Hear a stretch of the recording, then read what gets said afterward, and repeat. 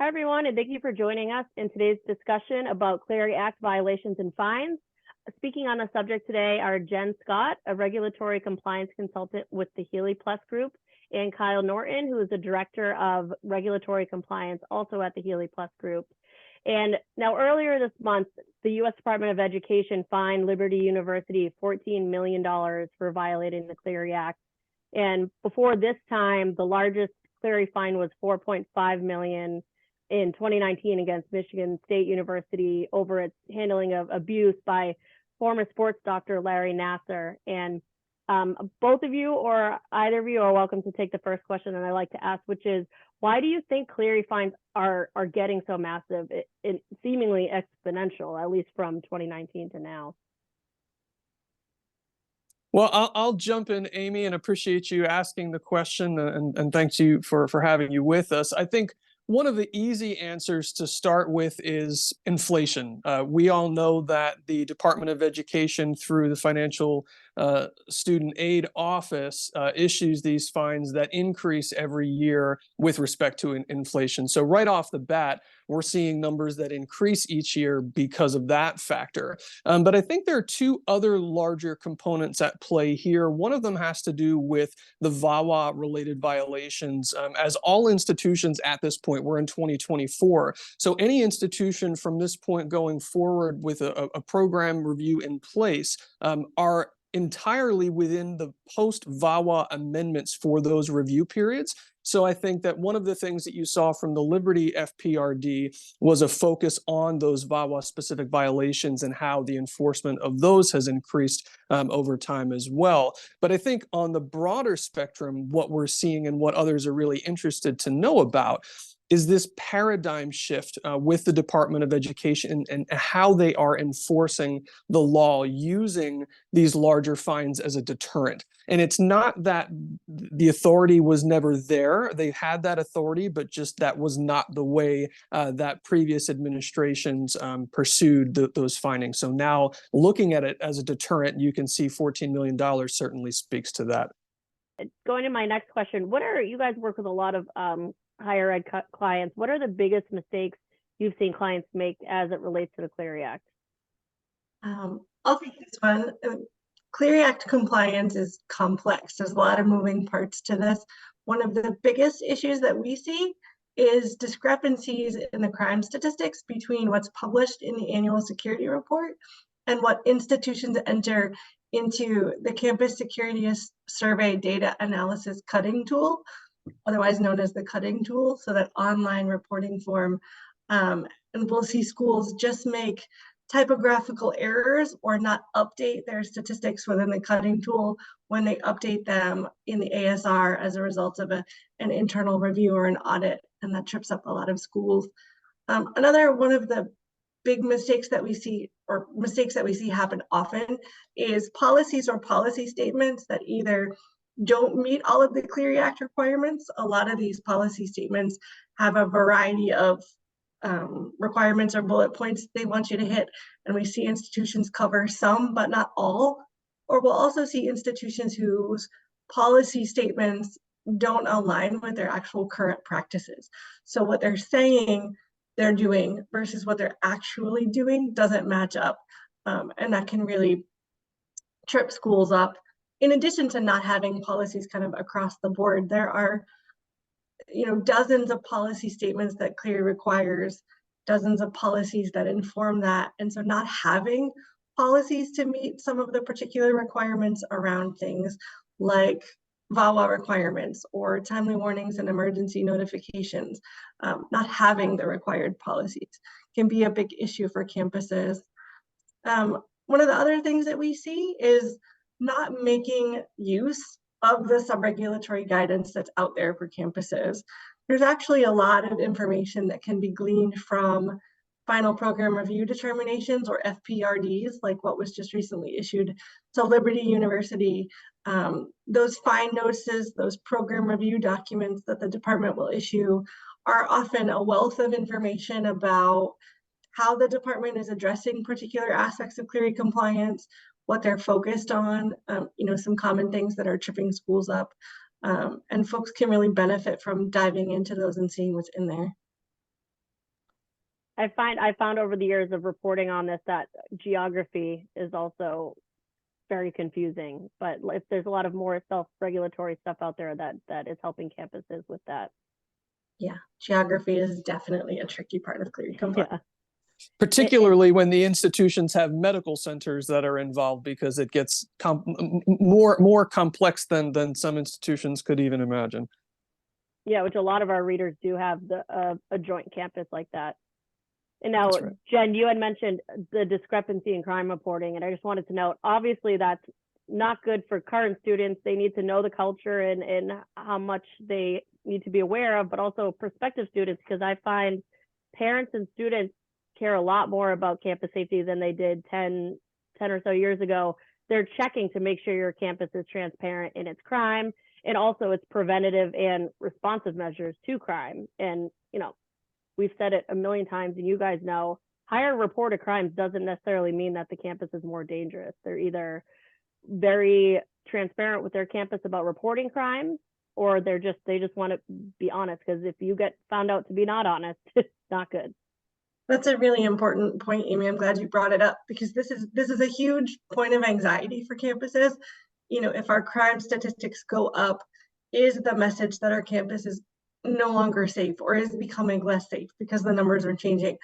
But actually what we see, particularly when it comes to sexual assault crimes and VAWA crimes, the more work a campus does to build a support structure and a reporting infrastructure that students, staff, and faculty feel comfortable with, right, the more those incidents are going to be actually reported. And that's not necessarily an increase in what's happening. It's an indicator that a campus has built a response structure that's actually working for the folks who need to use it, that folks feel supported by the campus and they feel comfortable coming forward to avail themselves of interim support measures, potential disciplinary processes, etc. So it's actually a better reflection of what's really happening, as opposed to an increase in crime when you see those numbers go up. Yeah, I think that's important, Jen. And there are two specific ways that come to the top of my mind that manifest within that space. One would be institutions who develop a really strong Title IX notice of rights and options to provide to survivors, not just if they report to Title IX, not just if they report to the PD, but any of those CSAs across the campus who stand ready with that information to provide at that time, so that survivors have those options and resources and know how to report if they choose to do so. But then you also have, on a grander level, not just with that notice of rights and options, but on a grander level with respect to informing the campus as to their rights across the board, looking at the statements that are in the ASR and other VAWA related policies that allow students those same supportive measures in a really clear and concise way, right? Because Jen, I think you will agree with me that the way in which institutions sometimes will include VAWA related policies and policy information can sometimes be wholesale throwing the entire policy in the document. And that's one of the things that the department has found through their reviews as well, and issued in guidance, is that's not enough. And that's not what they're asking for. They want you to make it clean and concise and in a logical order that provides that information to students, and not overwhelm them with policy language, if that makes sense. Right. They want you to make it consumer friendly, right? Absolutely. And now I feel like so much focus is on what campuses are doing wrong, because those are more headline provoking, but campuses that you guys work with that handle Clery compliance extremely well, what sets them apart from others? One of the things that we see among successful campuses is what we call pan-institutional buy-in, right? The recognition that Clery compliance takes participation and involvement and commitment from a wide variety of campus stakeholders, whether that's your Title IX team, your real estate office, your compliance folks. It really is an institution-wide effort. A single person or a single office cannot institutionalize all of the Clery Act requirements and create a program that is successful. So institutions who are able to do it well have figured out who all of their stakeholders are, what those various roles are, armed those individuals or those teams with the knowledge and the information that they need in order to be able to contribute to reporting data, to updating policies to reflect all of the requirements, to making sure that policy aligns with practice, etc. So building campus-wide programs instead of housing all of the responsibility primarily with one individual or one campus unit is one of the biggest markers of success that we see.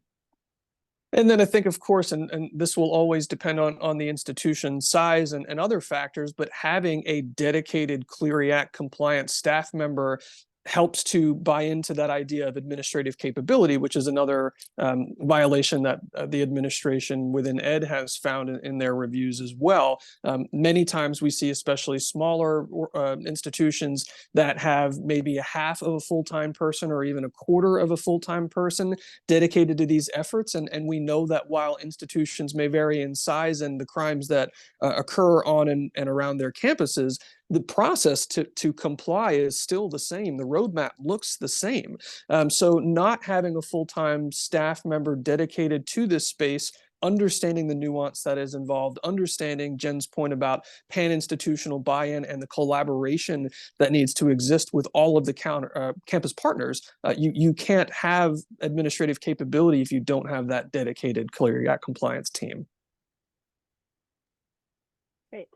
Now, do either of you have advice for a campus that, you know, they know the best practices they should follow, but they might be struggling to keep up with all of the requirements for whatever the reason may be, whether it's finances, lack of access to resources? Yeah, I think one of the things that we have seen is that institutions and states and systems are organizing their own really help groups, right? So statewide Clery Act compliance groups or system-wide Clery Act compliance groups where they are able to learn and share with each other. And I think the point of collaboration speaks so strongly here as well and across the board when it comes to Clery Act compliance. But when you are able to have that built-in support system, when we conduct our data audits and file reviews for institutions, we call it the hive mind, right? So not one single individual is going to have all the right answers, but when you come together as the collective, it's incredible what knowledge you can share amongst each other. So having those support groups is important. To Jen's point earlier, taking advantage of the free federal information that exists within this space. So whether it's sub-regulatory guidance through program reviews, fine notices, other news that just happens to be released, webinars, training, there's so much information out there, many times free to take advantage of, that I think institutions are just waiting for the opportunity to do. They just need somebody to tell them to do it. And then, of course, there's the opportunity to hire the consultant who speaking from our perspective, have been through this both on the practitioner side and the consulting side. But I think those communities are important to find. Jen, I don't know if there's other spaces that you see in terms of campuses that might be struggling in the space. No, Kyle, I mean, I think to your point earlier, finding that community of practitioners who are in your space can be invaluable, even in those moments when you find yourself with a situation you haven't yet dealt with, right? Something new comes across your desk as a practitioner, or we used to call it the rabbit hole, where you just kind of are overthinking something and can't get yourself out of your own way. Having another practitioner who you're able to bounce things off of and have that sounding board, whether it's an email listserv or someone you can pick up the phone and call, can be invaluable in trying to do these things well. Well said, thank you. And now I just wanted to jump to the Campus Safety Conference. You guys will both be speaking with us there. That is July 8th to 10th in Atlanta. And can you just give listeners an overview of what they can expect from the session and maybe what will be some practical takeaways that they can expect to bring back with them to their campuses? So one of the first things that we're going to talk about in this presentation is this potential sort of paradigm shift that we're seeing in the fining rubric, and what that means for campuses in real dollars in terms of different ways that the department is choosing to fine for potential Clery Act violations. We're also going to talk about pending changes to the law, including some things that we've been hearing about for a minute, like adding hazing as a Clery Act crime that schools will be responsible for reporting on. Some of our big takeaways are going to be, how do we take what we now understand to be this new paradigm, this new level of risk, and mitigate it, right? How do we present this information to our leadership teams, get buy-in from other folks? What steps can campuses take to mitigate their risk of being found outside of compliance? Kyle, no pressure. Anything you want to add? I think that what's most important is that through this work, and we've been doing this for decades as an organization and collectively, hundreds of years amongst us in this space.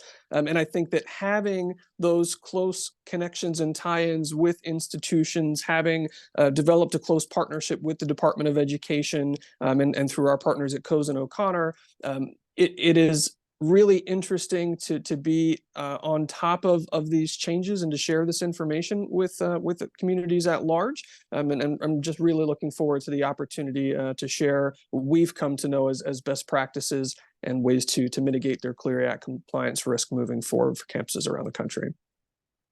You guys have both mentioned at one point throughout our discussion the importance of kind of relying on other practitioners. And that's honestly my favorite part about being on site at the Campus Safety Conference, aside from we're running around like crazy trying to make sure everything is running smoothly.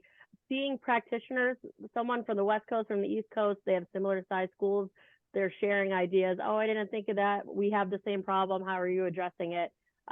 It's just great to see it. It just really makes me happy. Absolutely. And whether, it's how to conduct your own Clery Act program review without, hiring somebody from the outside, looking through your ASR and finding those policy statements that don't quite add up, or even working with your internal audit team to develop that internal process to keep within compliance as the years go by. There are lots of specific pieces that will be hitting again that we're very excited to share.